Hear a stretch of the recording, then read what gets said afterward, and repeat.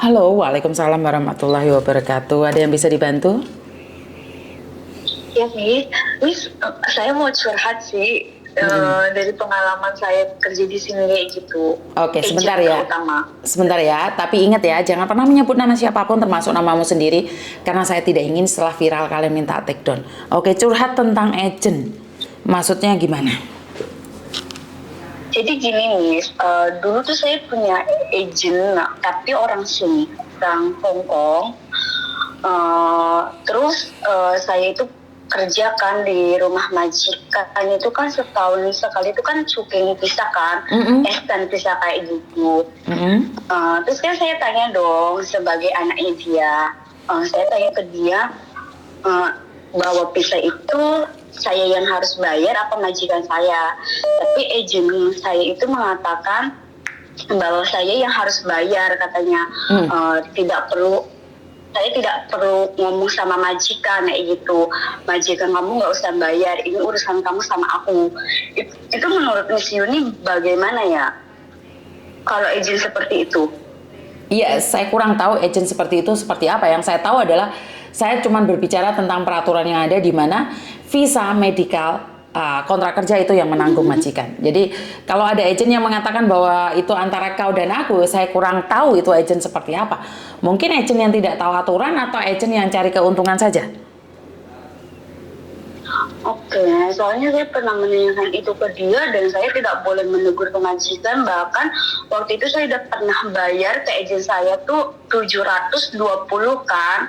Nah, waktu itu sama dia itu nggak diproses ke imigrasi. Ternyata surat yang visanya itu datang ke rumah majikan saya. Terus? Suratnya itu majikan saya yang menerima dan majikan saya bilang ini visa itu kamu yang bayar. Dan setelah aku gajian itu majikan aku tuh memotong uang gajiku 230 untuk membayar visa itu karena agentku ngomong sama majikanku bahwa visa itu aku yang bayar bukan dia kayak gitu loh, Miss. Seperti yang saya katakan tadi, bahwa pembantu tidak boleh bayar lebih dari 10%. Jadi kalau visa pun itu yang bertanggung jawab adalah majikan. Jadi tidak ada hubungan dengan kamu. Kenapa kamu waktu bayar ada resitnya enggak? Ada, apa sih, bahkan majikan aku juga yang bayarin ke Seven kan.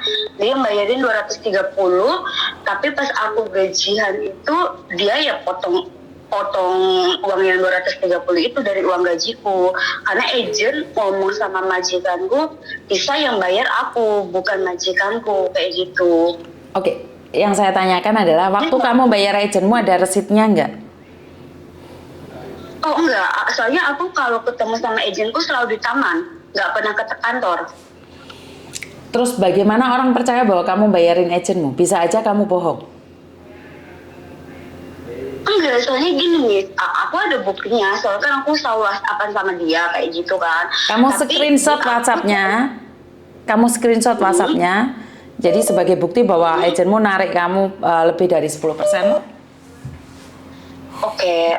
Ini soalnya agentku tuh gini loh, Miss, selama aku ikut sama dia 4 tahun itu aku nggak pernah ketemu, nggak pernah diajak ke kantornya. Aku selalu ketemu itu kalau di MTR, kadang di taman dekat rumahnya dia kayak gitu. Dan aku komunikasi sama dia itu lewat WhatsApp. Dan ketika dia nyariin pembantu, dia datang langsung ke rumah majikan dan dia langsung interaksi sama majikan kayak gitu. Jadi dia datang ke rumah majikan, bukan majikan yang datang ke kantor kayak gitu loh, Miss. Maka dari itu, Agentku. berarti itu kan agent kecil, Dok. Kalau agent besar kan nggak mungkin datang ke rumah majikan. Oh, oke, paham. Makasih, Miss. Ada yang lain lagi? Iya, saya mau tanya. Enggak, saya mau tanya. Jadi, kalau visa itu berarti tanggung jawab majikan toh, Betul. bukan tanggung jawab Betul. saya apa gimana? Betul. Jadi kamu bisa laporkan ke KJRI loh. Oke. Soalnya saya udah 2 kali kayak gituin sama agent saya kayak gitu. Awalnya saya diem kan, ya udahlah karena saya udah niat mau kerja toh. Yang pas setahun itu kan saya udah kerja kan, udah setahun di rumah majikan. Wajar dong saya tanya ke agent saya. Saya panggilnya Anti ke agent saya. Anti, tanggal segini kan visa saya habis, saya harus extend visa, dan itu pembayarannya siapa yang bayar gitu kan. Jadi kamu yang harus bayar. Terus saya tanya dong, berapa bayarnya? 720 waktu itu dia bilangnya, katanya 230 buat visa, sisanya buat dia jalan dia ke imigrasi. Oke lah, mungkin waktu itu saya masih bodoh kayak gitu kan, karena dia mau kerja. Oke, tak kasih dong. Terus saya tanya mau ketemu di mana, dia bilang ketemu ya di NPR Kowloon Bay. Oke, akhirnya ketemu kan. Setelah ketemu sebulan kayaknya bisa saya mau itu, kok tiba-tiba ada surat datang ke rumah majikan dari imigrasi. Dan majikan saya tanya, kok ada surat dari imigrasi datang, kamu belum bikin extend visa? Terus saya jelaskan dong kepada majikan, saya sudah datangi anti, bahkan saya sudah ketemu, dan saya sudah ngasih uang ke anti untuk bikin visa. Saya tidak tahu kenapa ini surat datang ke sini. Terus dia telepon dong sucetku sama agenku. Nah terus akhirnya sucetku tuh masukin uang yang untuk bayar pengambilan visa di 7-Eleven 230. Setelah itu sucetku ngomong, ini uang resit kamu bayar visa, nanti kamu gajian saya potong. Ya udah kayak gitu, karena emang agent ngomongnya ke aku, katanya dia aku yang bayar bukan dia. Akhirnya aku okein aja kan daripada ribut. Nah, kok beriringnya waktu aku diem, kok agent gue tuh sering banget manfaatin aku kayak gitu loh. Soalnya kejadian ini tuh bukan sekali dua kali kayak gitu loh, Mem. Karena kan satu, saya kurang bahasa, kedua dia kan bukan orang Indo, orang asli Hong Kong kan. Dulu aku juga pernah kerja lah di suatu daerah gitu kan, kakekku meninggal, aku dipinisin kan, aku sama majikan itu di majikan. Jadi sekarang sama dia dipotong tuh 4 bulan tuh, lumayan gede banget kan. Sempet cekcok, terus di luar bisa juga aku yang bayar. Makanya sekarang aku minta pendapat sama Miss kayak gitu loh, biar kalau dia nyuruh ke aku harus ngeluarin uang kayak begini untuk ini, kan aku bisa menolak dan menjelaskan peraturan di sini ke dia kayak gitu. Jadi sebenarnya sekali lagi saya jelaskan tadi bahwa seorang pembantu tidak boleh bayar melebihi dari 10%. Jadi buat teman-teman, ini yang sering saya katakan bahwa kalau kalian tidak tahu, lebih baik konsultasi sama KJRI langsung, datang aja ke KJRI, karena kalian tidak boleh bayar seperti itu. Paham nggak maksudku? Iya, paham. Jadi tidak perlu bayar seperti itu. Ada yang lain lagi? Ya, soalnya Mbak cuma tanya kayak gitu, soalnya ya itu, soal aku pernah ngomong sama agentku, tapi agentku tuh selalu kayak gitu orangnya, gak mau kalah kayak gitu. Kayak gimana ya, maksudnya udah dijelasin kalau bisa itu haknya majikan, tapi dia bilang karena dia nggak mau ribet sama majikan aku kayak gitu kan, jadi nyuruh anak buahnya yang bayar kayak gitu loh. Paham. Tapi masalahnya kan bukan masalah ribet enggaknya, dia mau ambil keuntungan dari kamu, benar nggak? Iya, saya paham itu kan, karena saya nggak mau ribet, jadi dia kayak seakan-akan manfaatin kepolosannya saya kayak gitu. Makanya kan saya pengen belajar lebih tegas ke agentku gitu loh, bahwa di Hong Kong tuh ada peraturan kayak begini, yang bukan tanggung jawab saya ya kamu harus bilang sama majikanku, karena itu kan majikanku yang ngambil aku, berarti kan dia yang harus bertanggung jawab atas aku dong, apalagi itu kan bisa kan. Betul. Tapi kan agentku gimana ya, agentku tuh udah dikasih tahu, tapi kayak bilang sama aku tuh nggak seperti apa yang aku harapin gitu loh, Miss. Jadi harus aku yang ngalah, tapi dia nggak mau ngomong sama majikan, kan kayak lucu kayak gitu. Maksudnya gimana ya, kan dia itu kan pelantara aku, dan majikanku kan yang ambil aku, kan otomatis kan ada apa-apa kan dia harus ngomong dong sama majikan aku, bukan dia harus kayak ya udahlah nggak apa-apa kamu yang bayar kayak gitu. daripada nanti aku bilang sama majikanmu banyak omong dan ribet, ya menurut aku ya majikanmu banyak omong atau enggak ya itu udah resikonya dia ngambil pembantu, harus membayar pisahku kayak gitu loh. Tapi agentku tuh nggak kayak gitu, makanya kenapa aku mau hubungin Umis, aku harus gimana. Tadi kan saya sudah jelaskan bahwa itu memang kewajibannya majikan. Jadi kalau agent tidak menjelaskan, kamu sekarang kan bisa menjelaskan. Ambil kontrak kerja kamu di halaman pertama itu di pasal 8, itu bisa dilihat. Itu menyatakan bahwa medikal, kontrak kerja, visa itu yang menanggung majikan. Oke, coba buka kontrak kerjamu halaman pertama di pasal yang ke-8. Ada nggak? Halo? Ada. Halo. Apa yang dikatakan di pasal 8? Bentar, Miss. Bentar dulu, Miss. Bentar ya.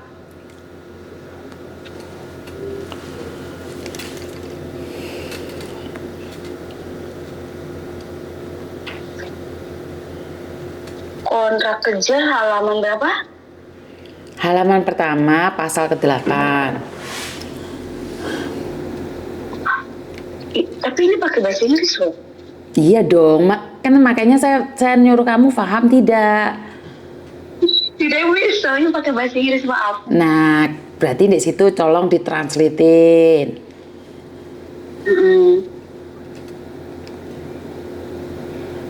Di situ kan dinyatakan bahwa medikal atau apapun di situ semua yang menanggung majikan.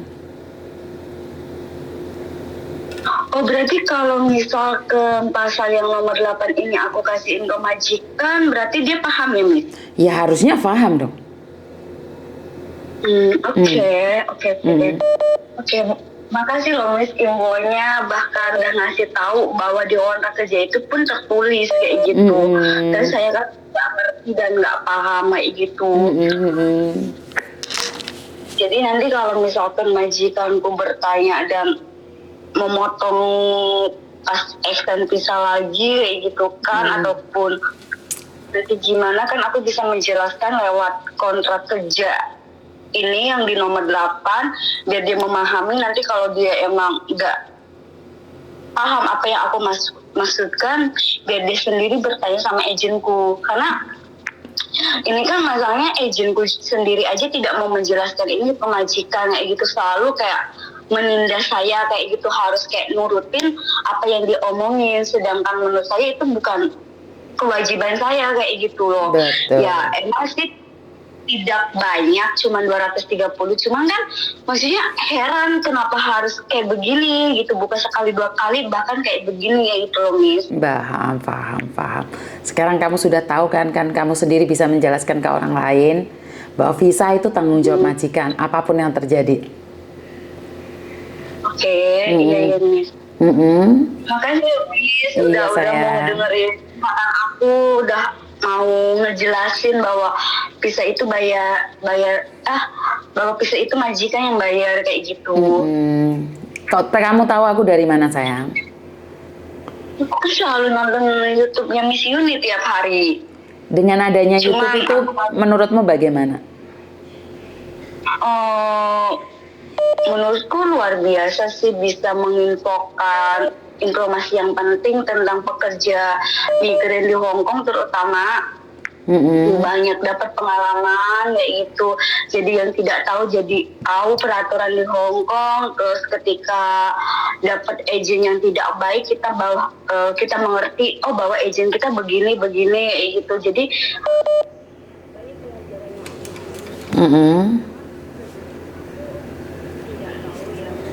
ya cuman fokus sama agentku saja gitu kan, karena aku kan nggak pernah pindah ke sini pindah ke situ.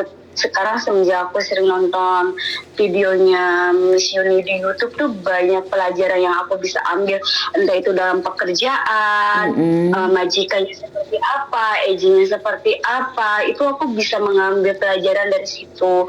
Dulu tidak mengerti gitu, makanya iya aja kalau izin ngomong. Makanya kenapa hari ini aku ada waktu, ada kesempatan, aku bisa telepon, aku bisa menanyakan langsung bahwa betul atau tidak bahwa visa itu aku yang wajib bayar atau majikanku.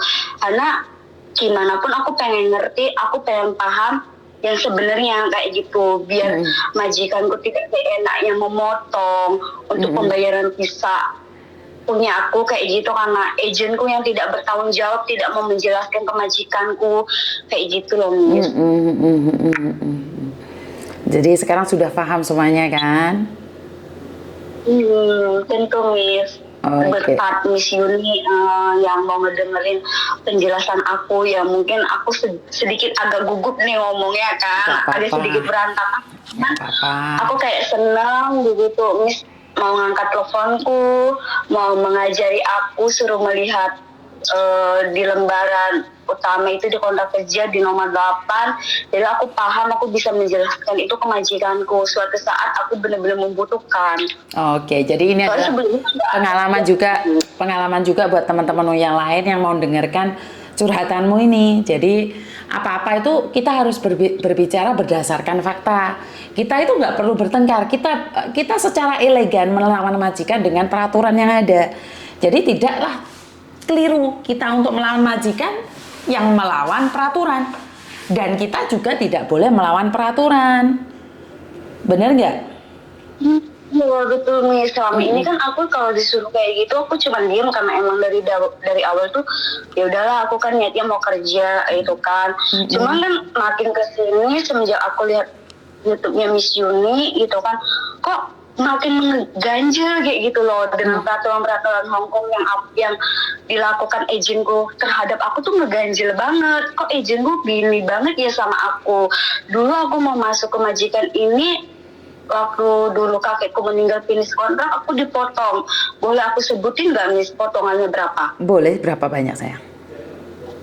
Dulu aku dipotong itu 2.270 selama 4 bulan. Nah itu sebenarnya aku nggak pulang Indonesia itu Miss. Tahun 2020 itu kan lagi rame-ramenya COVID kan. Aku nggak pulang Indo. Lah kan sebelumnya itu kan sebelumnya itu kan dia yang nawarin nyariin majikan kayak gitu. Terus aku bilang oke, tapi aku nggak pulang. Terus dia bilang sama aku sama kamu nggak perlu kasih potongan, kamu nggak usah bayar gratis. Setelah visaku turun dari imigrasi itu kan aku kesana sama dia. Terus kita makan, terus dia bilang tiba-tiba sekarang tuh harus ada potongan kayak gitu. Terus aku tanya, kenapa harus tiba-tiba sekarang setelah visaku turun kamu bilang aku harus dipotong 2.270 selama 4 bulan, sedangkan aku tidak pulang Indo. Terus dia kekekan katanya menuruti peraturan yang sekarang. Oke lah, karena visaku udah turun dan aku udah bayar visaku yang pertama juga 230. Terus aku tanya sama dia, maaf anti, aku boleh bertanya tidak? Bukankah majikanku ngambil aku membayar kamu? Kenapa visa awal aku masuk ke rumah majikan baru pun aku yang harus bayar 230? Aku bertanya seperti itu dong, kayak gitu. Dia bilang, kamu yang harus bayar, karena intinya dia sekali lagi ngomong gak mau berurusan sama majikanku karena majikanku terlalu ribet. Kok seperti ini? Dan akhirnya setelah aku masuk ke rumah majikan, aku ngomong dong sama majikan aku dong, gitu kan, apa yang aku rasain. Ternyata mereka berdua sama aja kayak gitu. Ya udah, iya kan lucu ya, maksudnya majikan kan ngambil aku kan bayar ke dia kan, itu kan pertama aku masuk bayar 230, udah kayak gitu aku dipotong selama 4 bulan 2.270, dan itu aku nggak pulang ke Indonesia loh Miss, aku dipinisin loh. Boarding pun aku bayar sendiri, bisa mau masuk ke rumah majikan baru bayar sendiri, dipotong 4 bulan coba, bayangin coba. Aku segitunya kayak gitu loh. aku ikut sama dia tuh selalu kayak gitu loh, Miss. Nah, oke lah, aku masih diem. Nah, terus di bulan berapa itu kan aku mau extend visa, aku ketemu dia kan, WhatsApp kan. Ketemu di Columbia itu yang tadi aku ngomong, di MTL, dan terus dia ngomong sama aku harus membayar 720, ya kan, 500 lebihnya itu buat dia jalan ke imigrasi kayak gitulah. Bayar visanya kan cuma 230. Ternyata uangnya udah dikasih, surat datang ke rumah, ujung-ujungnya saya juga yang bayar kan, lewat 7-Eleven majikanku yang bayar. Ya udah kayak gitu. Makanya kenapa saya bertanya ini ke Miss Nuni kayak gitu. Sekarang biar saya sudah paham kan? Tahu. Sekarang sudah paham kan? Berarti kan kamu juga bisa berbicara dengan agenmu sama majikanmu. Saya kurang tahu, beberapa agen di luar sana itu nakal sekali sampai harus bayar seperti ini seperti itu. Tapi intinya adalah ya udah, hati-hati di luar sana, dan aku cuman bisa bantu doa ke depannya lebih baik lagi. Ya. Alamin, makasih loh Miss, Iya, sudah sayang. memberi pencerahan ke saya gitu. Jadi saya punya bekal untuk menjawab ke dia, terutama agenku lah kayak gitu kan, biar dia paham peraturan di sini. Ya walaupun saya bahasa sini kurang paham sih, karena agenku tuh kan orang sini bukan orang Indo, jadi ada miskomunikasi kayak gitu. Oke, siap. Sekarang sudah paham ya? Terima kasih. Assalamualaikum. Bye-bye Miss Nuni. Waalaikumsalam. Waalaikumsalam. Oke, ternyata di luar sana memang sangat banyak sekali malpraktek yang dimana selalu meminta uang dari para pekerja ya. Padahal di labor department sudah dinyatakan dengan sangat jelas sekali bahwa hanya bisa atau boleh meminta dari pekerja hanya 10%.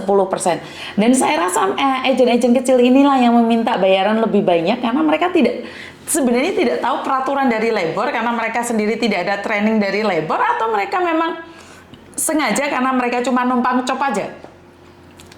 Dan disinilah yang sering terjadi, di mana banyak di antara kita tidak tahu bahwa ini adalah bisnis kecil. Kita itu sedang dicaplok sama buaya-buaya kecil yang dimana tidak mentaati peraturan. Yang saya tahu, termasuk agen saya sendiri tuh agen yang sangat bagus ya. Dimana saya bilang sangat bagus adalah mereka mentaatin peraturan. Mereka itu tidak akan minta pada cece itu lebih dari 10%. Bahkan ada beberapa cece yang malah nggak dimintain 10%. Ini yang saya tahu ya. Jadi kenapa saya selalu bilang bahwa agen yang bagus sama tidak, ada nggak? Saya tuh tidak bisa membedakan mana yang bagus sama mana yang tidak. Yang saya tahu adalah agen bagus satu, mentaati peraturan yang sudah diberikan oleh pemerintah Hong Kong dan pemerintah Indonesia. Itu adalah agen bagus. Itu menurut pendapat saya. Jadi buat teman-teman di luar sana, boleh nggak tuliskan komentar di bawah ini dan katakan pada saya agen bagus yang menurut versi kalian. Jadi kalau versi saya adalah agen bagus yang mentaatin peraturan, yang take care sama TKW-nya. Jadi saya minta rekomendasinya dari kalian, agen apa aja yang bagus, agen mana saja yang bagus. Boleh nggak tinggalkan komen, dan kalau agen kalian seperti ini potongannya berapa, dan ya ini sekalian promosi sama agen yang bagus. Jadi tolong kasih tahu saya agen yang bagus menurut versi kalian, dan agen yang tidak bagus agar lebih waspada bahwa sekarang ini dunia teknologi, dunia sosial media, tidak ada sesuatu praktek yang tidak bisa ditutupin. Jadi praktek sekarang itu semuanya dibuka lebar. Saya tunggu komen kalian tentang agen-agen kalian, komen-komen kalian tentang agen. Jadi kalau memang ada agen bagus, kenapa tidak? Kalau ada agen tidak bagus, apakah kita musnahkan? Tidak, kita kasih tahu peraturannya seperti ini, seperti itu. Jadi buat kalian, apalagi staff agent, saya minta bimbingannya juga, karena mau tidak mau, suka tidak suka, saya bukan salah satu staff agent. Jadi saya adalah freelance, di mana saya cuma membuat konten dan membuat YouTube ini untuk pencerahan siapapun. Jika saya bekerja di agent saat ini, itu sungguh tidak adil. Ya, saya akan merasa bahwa saya tuh belani agent saya tuh belani agent saya tidak. Karena sekarang saya tidak bermain di agent. Tapi kalau ada cece yang kebetulan ada majikan, ada Pak, saya bantu saja, tapi proses pun tidak sama saya, karena saya sekali lagi bukan agent. Saya tekankan sekali lagi, saya bukan agent, tapi saya bisa membantu. Agent mana yang bisa saya percayakan, dan saya setidaknya bisa berhubungan dengan majikan kalian. Kalau seandainya ada sesuatu, suatu saat nanti, saya itu punya track record dengan majikanmu. Itu aja. Karena kepentingan saya tidak ada, karena saya tidak ada hak atas apapun. Jadi buat teman-teman di luar sana, sukses selalu. Berkat Tuhan mengalir atas hidup kita semua. Semoga semua makhluk hidup bahagia, dan terima kasih. Bye-bye.